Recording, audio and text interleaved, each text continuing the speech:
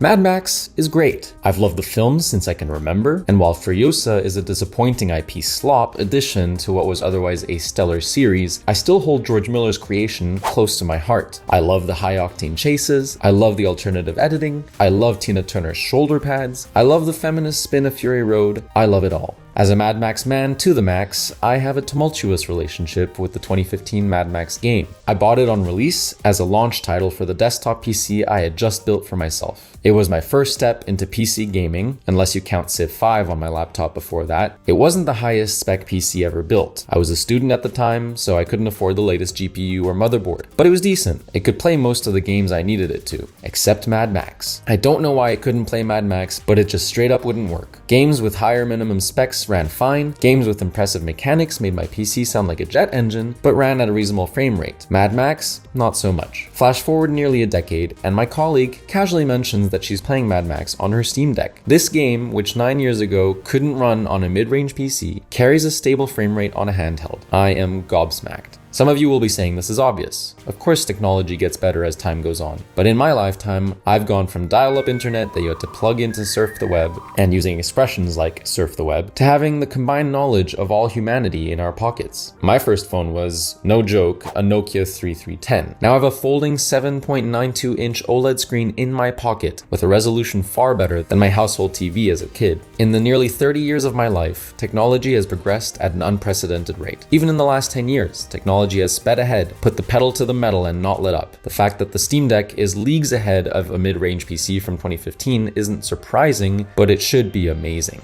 The revelation has made me take stock of where we are and appreciate where gaming is in 2024. Not only do we have consoles capable of rendering near-realistic graphics at 60 FPS, we have powerful machines to take on the go. Games too have progressed at a similar speed. The Mad Max game that we're all replaying at the moment feels archaic. Fun, but archaic. Its open world formula has long since been dismantled by the likes of The Legend of Zelda, Breath of the Wild, and Elden Ring, and reassembled in a fresh, exciting manner. Do what you want has become build what you want, and manipulate the complex physics of the game engine to your will however you want. Mad Max feels archaic because developers have continued to innovate and iterate, and gaming is better for it.